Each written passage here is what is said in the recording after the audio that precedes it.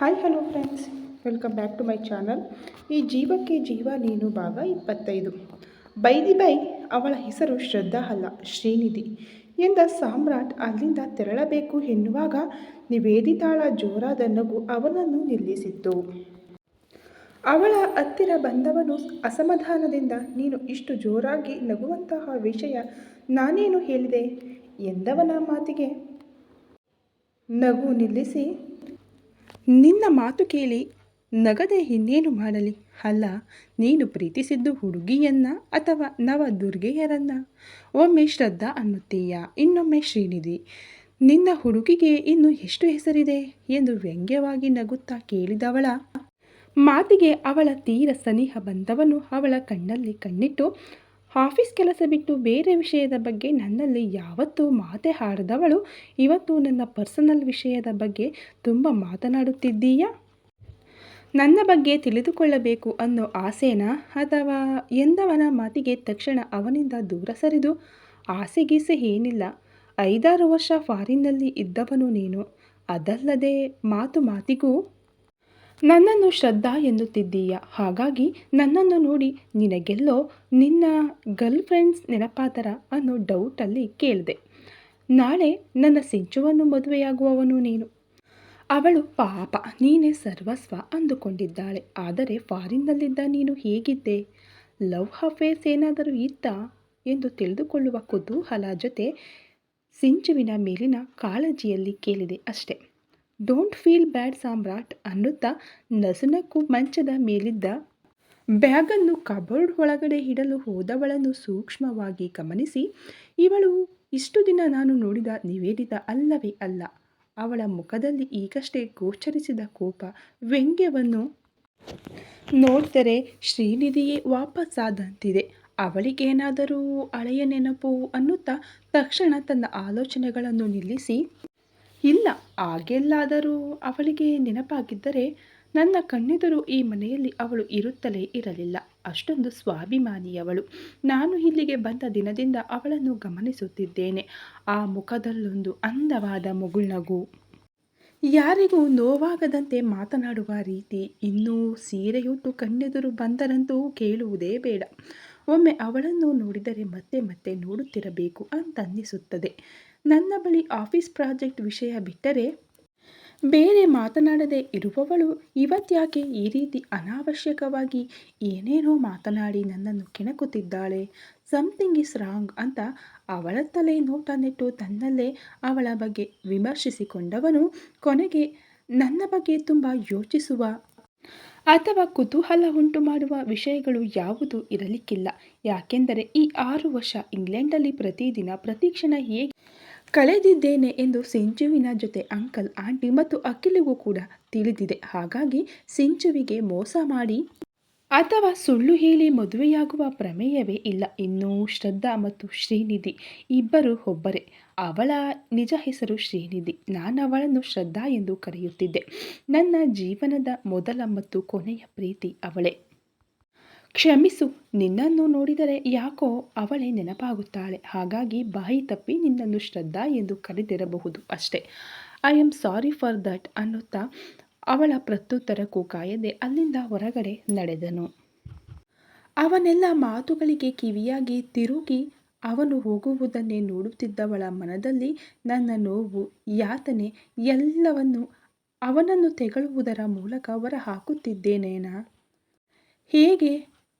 ಅಲ್ಲ, ನನಗಿಂತ ಜಾಸ್ತಿ ಸಾಮ್ರಾಟ್ ಏನು ಹೇಗೆ ಎನ್ನುವುದು ಈ ಮನೆಯವರಿಗೆ ಗೊತ್ತು. ಅಂಥದ್ರಲ್ಲಿ ಕೇವಲ 8 ತಿಂಗಳು ನನ್ನ ಜೊತೆ ಇದ್ದು ಪ್ರೀತಿಯ ನಾಟಕವಾಡಿದವನಿಗೆ ಈ ಕ್ಯಾರೆಕ್ಟರ್ ಸರ್ಟಿಫಿಕೇಟ್ ಕೊಡಲು ನಾನ್ಯಾರು?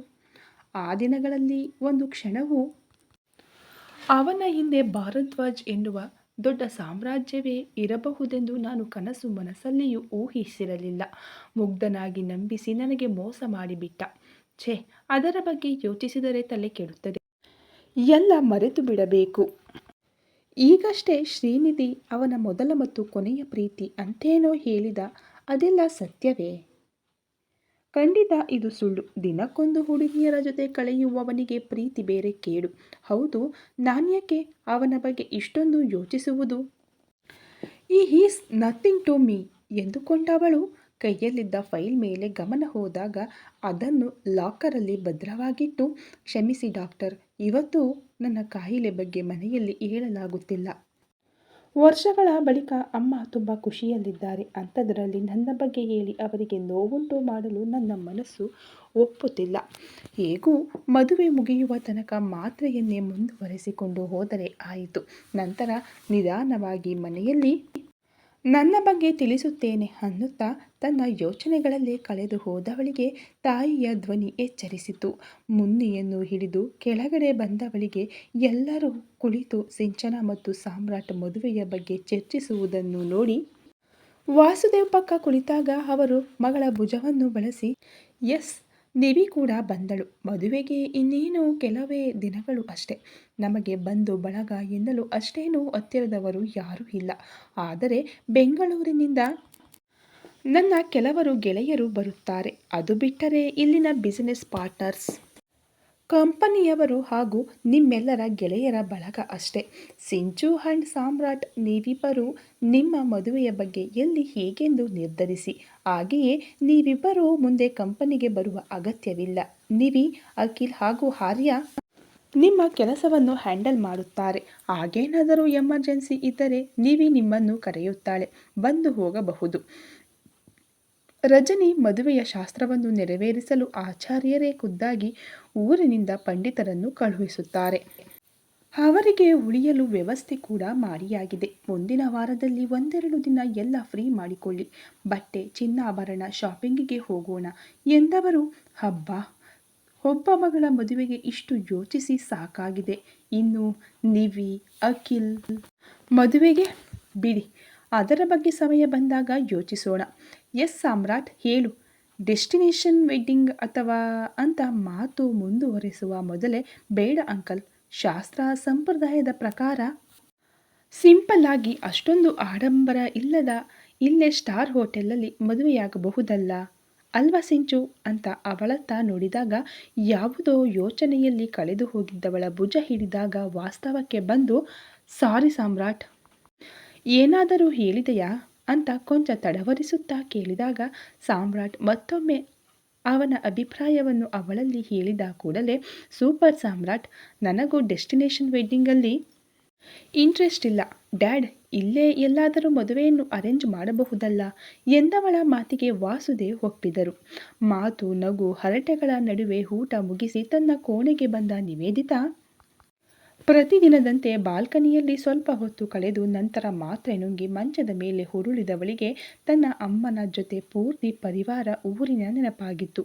ಕಣ್ಮುಚ್ಚಿ ತನ್ನ ಅಂದಿನ ಹಾಗೂ ಹಿಂದಿನ ಜೀವನದ ನೆನಪು ಮಾಡಿಕೊಂಡು ಕಣ್ಣು ತೆರೆದವಳ ಕಣ್ಣುಗಳಿಂದ ಹರಿದ ಕಣ್ಣೀರು ಅದೆಷ್ಟು ಹೊತ್ತು ಅವಳ ತಲೆದಿಂಬನ್ನು ತೋಯಿಸುತ್ತಿತ್ತೋ ಸ್ವತಃ ಅವಳಿಗೆ ಗೊತ್ತಿಲ್ಲ.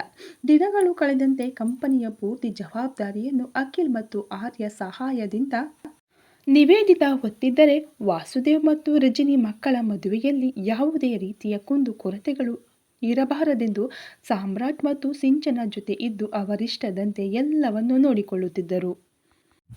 ವಾಸುದೇವ್ ಹಣತೆಯಂತೆ ಪೂರ್ತಿ ಕುಟುಂಬ ಬಟ್ಟೆ ಮಳಿಗೆಗೆ ಬಂದು ಅವರಿಷ್ಟದ ಬಟ್ಟೆಗಳ ಆಯ್ಕೆಯಾಗುತ್ತಿತ್ತು.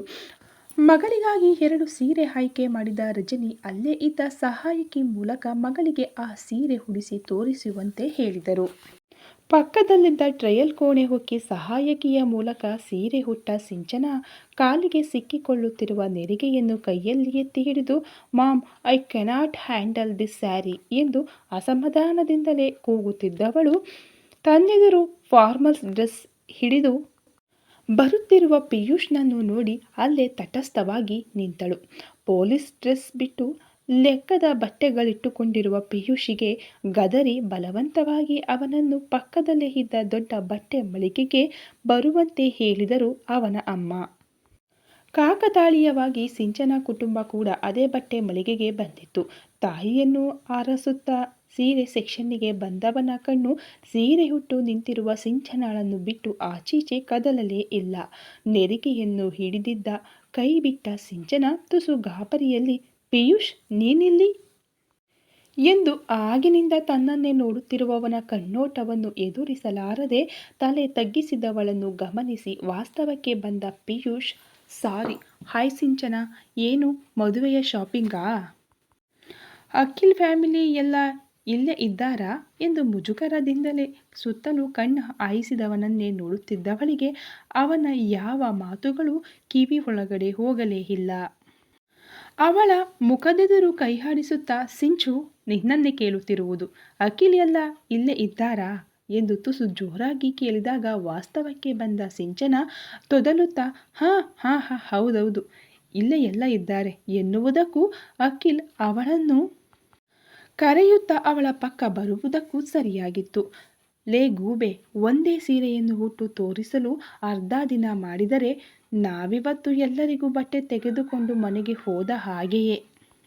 ಅಲ್ಲ, ಸೀರೆ ಉಟ್ಟು ತೋರಿಸು ಅಂತ ಹೇಳಿದರೆ ಇಲ್ಲಿ ನಿಂತು ಫ್ಯಾಷನ್ ಶೋ ಮಾಡುತ್ತಿದ್ದೀಯಾ ಎಂದವನ ಮಾತಿಗೆ ಸಿಂಚನ ಕಣ್ಣು ಬಿಟ್ಟರೆ ಪಿಯೂಷ್ ನಗುತ್ತಾ ಅವನತ್ತ ತಿರುಗಿದಾಗ ಅಖಿಲ್ ಗೆಳೆಯನನ್ನ ನೋಡಿದ ಖುಷಿಗೆ ಅವನನ್ನು ಗಟ್ಟಿಯಾಗಿ ತಬ್ಬಿಕೊಂಡು, ವಾಟ್ ಎ ಸರ್ಪ್ರೈಸ್ ಮ್ಯಾನ್, ನೀನೇನು ಮಾಡ್ತಿದ್ದೆ ಇಲ್ಲಿ, ಶಾಪಿಂಗಾ ಅನ್ನುತ್ತಾ ಅವನನ್ನು ದೂರ ಸರಿಸುತ್ತಾ ತಮ್ಮನ್ನೇ ನೋಡುತ್ತಿರುವ ತಂಗಿಯತ್ತ, ಸಿಂಚು ಫಾಸ್ಟ್, ಅಲ್ಲಿ ಎಲ್ಲ ನಿನಗಾಗಿ ವೇಟಿಂಗ್. ಮಮ್ಮಿ ಮತ್ತು ನಿವಿ ನಿನಗಾಗಿ ಇನ್ನೂ 10 ಸೀರೆ ಆಯ್ಕೆ ಮಾಡಿ ಇಟ್ಟಿದ್ದಾರೆ. ಬೇಗ ಹೋಗು ಪಿಯೂಷ್, ಬಾ. ಆ ದಿನ ಆಸ್ಪತ್ರೆಯಲ್ಲಿ ನಿನ್ನನ್ನು ಮನೆಯವರಿಗೆ ಸರಿಯಾಗಿ ಪರಿಚಯಿಸಲು ಸಾಧ್ಯ ಆಗಲಿಲ್ಲ. ಈಗ ಮನೆಯವರ ಜೊತೆ ಸಿಂಚು ಹಸ್ಬೆಂಡ್ ಕೂಡ ಇಲ್ಲೇ ಇದ್ದಾರೆ. ಅವರನ್ನು ಕೂಡ ಪರಿಚಯ ಮಾಡಿಸುತ್ತೇನೆ ಅಂತ ಗೆಳೆಯನ ಕೈ ಹಿಡಿದು ತನ್ನ ಮನೆಯವರಿದ್ದ ಕಡೆ ನಡೆದರೆ ಅವರ ಜೊತೆ ಹೆಜ್ಜೆ ಹಾಕುತ್ತಿದ್ದ ಸಿಂಚನ ಕಣ್ಣುಗಳು ಪದೇ ಪದೇ ಅವನನ್ನೇ ಗಮನಿಸುತ್ತಿತ್ತು. ಅಖಿಲ್ ಮನೆಯವರ ಜೊತೆ ಸಾಮ್ರಾಟ್ ಕೂಡ ಪಿಯೂಷ್ ಬಳಿ ಮನಬಿಚ್ಚಿ ಮಾತನಾಡಿದ್ದ. ಅವನ ಸರಳತೆ ಹಾಗೂ ಅಷ್ಟು ದೊಡ್ಡ ಹುದ್ದೆಯಲ್ಲಿದ್ದರೂ ತನಗೆ ಗೌರವ ಕೊಟ್ಟು ಮಾತನಾಡುವವನ ರೀತಿ ನೋಡಿ ತುಂಬ ಖುಷಿಯಾಗಿತ್ತು. ಅವರ ಜೊತೆ ಮಾತನಾಡುತ್ತಿದ್ದರೂ ಅವನ ಕಣ್ಣುಗಳು ಆಗಾಗ ಮನೆಯವರು ಆಯ್ಕೆ ಮಾಡಿದ ಸೀರೆಯುಟ್ಟು ಬರುತ್ತಿರುವ ಸಿಂಚನ ಹಾಗೂ ನೆರಿಗೆ ಕಾಲಿಗೆ ತೊಡರಿ ಬೀಳದಂತೆ ಹರಸಾಹಸ ಪಟ್ಟು ನಿಧಾನಕ್ಕೆ ನಡೆಯುತ್ತಿರುವವಳನ್ನು ನೋಡಿ ಮನಸ್ಸಲ್ಲಿ ನಕ್ಕರೆ ಕೆಲವೊಂದು ಸಲ ಅಖಿಲ್ ತಂಗಿಯನ್ನು ತೋರಿಸಿದಾಗ ಮೂವರು ನಸುನಗುತ್ತಿದ್ದರು. ತಾಯಿಯ ಕರೆ ಬಂದಾಗ ಅವರಿಗೆಲ್ಲ ಹೇಳಿ ಹೊರಟ ಪಿಯೂಷ್ ಸಿಂಚನ ಅಲ್ಲೆಲ್ಲೂ ಕಾಣದಾದಾಗ ತಲೆಕೊಡವಿ ಅಲ್ಲಿಂದ ತಾಯಿ ಇದ್ದಲ್ಲಿಗೆ ನಡೆದನು. ಸತತ 4 ಗಂಟೆಗಳ ಬಳಿಕ ಸಿಂಚನಾಳ ಬಟ್ಟೆಯ ಆಯ್ಕೆ ಮುಗಿದಿತ್ತು. ಥ್ಯಾಂಕ್ ಗಾಡ್, ಅವಳ ಆಯ್ಕೆ ಮುಗಿಯಿತಲ್ಲ ಎನ್ನುವ ಎಲ್ಲರ ಮುಖಭಾವವನ್ನು ಗಮನಿಸಿದ ಸಿಂಚನ ಉಸಿಮುನಿಸು ತೋರಿದಾಗ ಎಲ್ಲರೂ ನಕ್ಕು ನಿವೇದಿತಗಳಿಗೆ ಬಟ್ಟೆ ಆರಿಸತೊಡಗಿದರು. 1/4 ಗಂಟೆಯಲ್ಲಿ ಕೆಲಸದ ಹುಡುಗ ಅವಳಿಷ್ಟದ ನೀಲಿ ಬಣ್ಣದ 16 ಸೀರೆ ಅವಳೆದುರು ಹರಡಿದಾಗ, ಅಪ್ಪ, ಈ ಸೀರೆ ನನಗಿಷ್ಟವಾಯಿತು ಎಂದು ಸೀರೆ ವಾಸುದೇವರತ್ತ ಚಾಚಲು ಹೋದಾಗ ಸಾಮ್ರಾಟ್ ಕೈ ಕೂಡ ಆ ಸೀರೆಯ ಮೇಲೆಯೇ ಇತ್ತು. ಕಣ್ಸನ್ನೆಯಲ್ಲಿ ಏನು ಎಂದು ಕೇಳಿದವಳ ವರಸೆಗೆ ಏನಿಲ್ಲವೆಂದು ತಲೆಹಾಡಿಸಿದ ಸಾಮ್ರಾಟ್ ಸೀರೆಯ ಮೇಲಿದ್ದ ತನ್ನ ಕೈಯನ್ನು ಸರಿಸಿದನು. ಅವರಿಬ್ಬರನ್ನು ಗಮನಿಸುತ್ತಿದ್ದ ಆರ್ಯ ತಕ್ಷಣ ಗೆಳೆಯನ ಕಿವಿಯ ಬಳಿ, ಸಾಮ್ರಾಟ್, ನಿನ್ನ ಮತ್ತು ನಿವಿ ಟೇಸ್ಟ್ ಎಷ್ಟು ಮ್ಯಾಚ್ ಆಗುತ್ತೆ ನೋಡು ಎಂದು ಕಣ್ಣೊಡೆದು ಪಿಸುಗುಟ್ಟಿದಾಗ ಸಾಮ್ರಾಟ್ ಕೆಂಪಾದ ಕಣ್ಣು ಅವನ ನಗುವನ್ನು ತಡೆದಿತ್ತು. ಸಂಜೆ ಒಳಗಡೆ ಎಲ್ಲರ ಬಟ್ಟೆಗಳ ಜೊತೆ ಮನೆ ಕೆಲಸದವರಿಗೂ ಬಟ್ಟೆಯನ್ನು ಕೊಂಡು ಮನೆ ಸೇರಿದರು. ಎಲ್ಲರೂ ಆಯ್ಕೆ ಮಾಡಿದ ಬಟ್ಟೆಗಳನ್ನು ಮತ್ತೊಮ್ಮೆ ಹರಡಿಕೊಂಡು ಕೂತಿದ್ದರೆ ಬಟ್ಟೆಗಳ ಆಯ್ಕೆ ಮುಗಿದ ಮೇಲಿನಿಂದ ಮೊಬೈಲಲ್ಲೇ ಮುಳುಗಿದ್ದ ಮಗಳನ್ನು ಗಮನಿಸಿದ ರಜನಿ ಅವಳ ತಲೆಗೆ ಮುಟಕಿ, ಆ ಮೊಬೈಲ್ ಒಳಗಡೆ ಅಂಥದ್ದೇನಿದೆ, ಇಲ್ಲಿ ನಿನ್ನ ಮದುವೆಯ ಬಗ್ಗೆ ಆಗಿನಿಂದ ನಾವೆಲ್ಲ ಮಾತನಾಡುತ್ತಿದ್ದರೆ ನೀನು ಮೊಬೈಲ್ ಹಿಡಿದು ಕೊಡು ಈಚೆ ಎಂದು ಗದರಿ ಮೊಬೈಲ್ ಕಸಿದುಕೊಂಡು, ಎಲ್ಲ ನಿನಗೆ ಹಿಡಿದಿರುವ ಫ್ಯಾಷನ್ ಶೋ ಎನ್ನುವ ಭೂತದ ಮಹಿಮೆ. ಆಳು ಮೂಳು ತಿಂದು ದೇಹದಲ್ಲಿರುವ ಮೂಳೆ ಕಾಣಿಸಿಕೊಂಡು ಅತ್ತಿತ್ತ ನುಲಿಯುವ ಹುಡುಗಿಯರನ್ನು ನೋಡುವುದರಲ್ಲಿ ನಿನಗೆ ಅದ್ಯಾವ ಸಂತೋಷ ಸಿಗುತ್ತದೋ ಆ ದೇವರೇ ಬಲ್ಲ. ಸಾಮ್ರಾಟ್ ಮದುವೆಯ ನಂತರವೂ ಇವಳು ಫ್ಯಾಷನ್ ಶೋ ಎಂದು ರಾತ್ರಿಯೆಲ್ಲ ಹೊರಗಿದ್ದರೆ 4 ಬಾರಿಸಿಬಿಡು. 1000 ಬಾರಿ ಹೇಳಿದರೂ ಇವಳಿಗೆ ಮರ್ಯಾದೆ ಎನ್ನುವುದೂ ಇಲ್ಲ ಎಂದು ಸ್ವಲ್ಪ ಗಂಭೀರವಾಗಿ ಕೋಪದಲ್ಲಿ ಹೇಳಿದವರ ಮಾತಿಗೆ ಅಲ್ಲಿದ್ದವರೆಲ್ಲ ಮೌನ ತಾಳಿದರು. ನಿಮಿಷಗಳ ಮೌನದ ನಂತರ ಸಿಂಚನಾಳನ್ನು ಬಳಸಿದ ನಿವೇದಿತಾ, ಅಮ್ಮ, ನಿಮಗೆ ಸಿಂಚು ಮದುವೆಯಾಗಿ ನಿಮ್ಮ ಮನೆಯಲ್ಲೇ ಇರುತ್ತಾಳೆ ಎನ್ನುವ ಸದರ ಅಲ್ವಾ? ಇಲ್ಲವೆಂದರೆ ಇನ್ನು ಸ್ವಲ್ಪ ದಿನದಲ್ಲಿ ಮದುವೆಯಾಗಿ ನಮ್ಮನ್ನೆಲ್ಲ ಬಿಟ್ಟು ಗಂಡನ ಮನೆಗೆ ಹೋಗುವ ಹುಡುಗಿ ಎನ್ನುವ ನೋವು ನಿಮಗಿದ್ದಿದ್ದರೆ ನೀವು ಅವಳ ಬಗ್ಗೆ ಹೀಗೆಲ್ಲ ಹೇಳುತ್ತಿರಲಿಲ್ಲ. ಅದೇನು ಪದೇ ಪದೇ ಸಾಮ್ರಾಟ್, ಸಿಂಚು ನಿನ್ನ ಮಾತು ಕೇಳದಿದ್ದರೆ ಅವಳಿಗೆ ಬಾರಿಸಿ ಬಿಡು ಅನ್ನೋದು? ಸಿಂಚು ಏನು ಎಂದು ನಿಮಗೆ ಗೊತ್ತಿಲ್ಲವಾ ಅಮ್ಮ?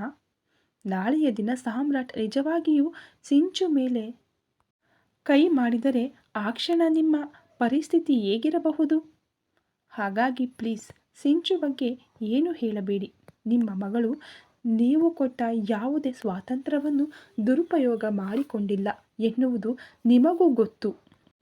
ಅದಲ್ಲದೆ ಹೆತ್ತ ತಾಯಿ ಕೋಪದಲ್ಲಿ ಅಥವಾ ದುಃಖದಲ್ಲಿ ತನ್ನ ಮಕ್ಕಳ ಮೇಲೆ ಹಾಕಿದ ಶಾಪ ಕೆಲವೊಮ್ಮೆ ನಿಜವಾಗುತ್ತದೆ ಅಂತ ಎಲ್ಲೋ ಓದಿದ ನೆನಪು. ಯಾಕೆಂದರೆ ತಾಯಿ ಕಣ್ಣಿಗೆ ಕಾಣುವ ದೇವರು ತಾನೇ. ಹಾಗಾಗಿ ಮದುವೆಯ ಇಂದಿನ ದಿನದವರೆಗೆ ಸಿಂಚುಗೆ ಅವಳಂದುಕೊಂಡ ಹಾಗೆ ಇರಲು ಬಿಡಿ ಎಂದ ಕೂಡಲೇ ಸಿಂಚನ ಅವಳನ್ನು ಗಟ್ಟಿಯಾಗಿ ತಬ್ಬಿಕೊಂಡರೆ ಮೊದಲ ಬಾರಿ ತಾಯಿಗೆ ಎದುರಾಡಿದ ನಿವೇದಿತ ಕಣ್ಣೋಟ ತಾಯಿಯ ಮೇಲೆಯೇ ಇತ್ತು. ನಿಮಿಷದ ಬಳಿಕ ಸಿಂಚನಾಳನ್ನು ತನ್ನಿಂದ ದೂರ ಸರಿಸಿ ತಾಯಿಯ ಬಳಿಗೆ ಹೋಗಿ ಅವರನ್ನು ಗಟ್ಟಿಯಾಗಿ ಬಳಸಿ, ಕ್ಷಮಿಸಮ್ಮ, ನಾಳೆ ನಾನು ಮದುವೆಯಾಗುವ ಹುಡುಗ ನಿಮ್ಮ ಮಾತು ಕೇಳಿ ನನಗೆ 4 ಬಾರಿಸಿದರೆ ನನಗಿಂತ ಹೆಚ್ಚು ನೋವು ನಿಮಗೆ ತಾನೇ ಆಗೋದು. ಅದಕ್ಕೆ ಅಷ್ಟೆಲ್ಲ ಹೇಳಿದೆ, ಕ್ಷಮಿಸಮ್ಮ ಅಂತ ಅವರೆದುರು ಕಿವಿ ಹಿಡಿದು ನಿಂತ ಮಗಳನ್ನು ನೋಡಿದವರ ಕಣ್ಣು ಮಂಜಾಗಿತ್ತು. ಅಮ್ಮ, ಅಳುತ್ತಿದ್ದೀರಾ? ರಿಯಲಿ ವೆರಿ ಸಾರಿ ಅನ್ನುತ್ತಾ ಅವರ ಕಣ್ಣೀರನ್ನು ಒರೆಸುತ್ತಿದ್ದ ನಿವೇದಿತಾಳ ಕೈ ಹಿಡಿದ ರಜನಿ, ಮದುವೆಯಾದ ಮೇಲೆ ಸಿಂಚು ನಮ್ಮ ಜೊತೆಗೆ ಇರುತ್ತಾಳೆ. ಆದರೆ ನೀನು? ಅಣ್ಣನಿಗೆ ಇನ್ನೊಬ್ಬ ಮಗ ಇದ್ದಿದ್ದರೆ ಖಂಡಿತ ಸಾಮ್ರಾಟ್ ಹಾಗೆ ಅವನನ್ನು ಮನೆ ಅಳಿಯ ಮಾಡಿಕೊಳ್ಳುತ್ತಿದ್ದೆ. ಆದರೆ ಅನ್ನುತ್ತಾ ಅವರ ಪಕ್ಕಕ್ಕೆ ಬಂದ ಆರ್ಯ, ಆಂಟಿ ಡೋಂಟ್ ವರಿ, ನನ್ನನ್ನು ಸಾಮ್ರಾಟ್ ತಮ್ಮ ಎಂದು ಭಾವಿಸಿ ನಿಮ್ಮ ಈ ಮಗಳನ್ನು ನನಗೆ ಮದುವೆ ಮಾಡಿಕೊಟ್ಟರೆ ಐ ಪ್ರಾಮಿಸ್ ಸಾಮ್ರಾಟ್ ಜೊತೆ ನಾನು ಈ ಮನೆ ಅಳಿಯನಾಗಿ ಇಲ್ಲೇ ಇದ್ದು ಬಿಡುತ್ತೇನೆ ಎಂದವನ ಮಾತು ಕೇಳಿ ಎಲ್ಲರಿಗೂ ಆಶ್ಚರ್ಯವಾದರೆ ಸಾಮ್ರಾಟ್ ಮಾತ್ರ ಕೋಪದಲ್ಲಿ ಅವನತ್ತ ನೋಡುತ್ತಿದ್ದನು. ಈ ಕಥೆ ಇನ್ನು ಮುಂದುವರಿಯುವುದು. ನಿಮ್ಮ ಸಪೋರ್ಟ್ ಮತ್ತು ಪ್ರೋತ್ಸಾಹಕ್ಕೆ ತುಂಬು ಹೃದಯದ ಧನ್ಯವಾದಗಳು.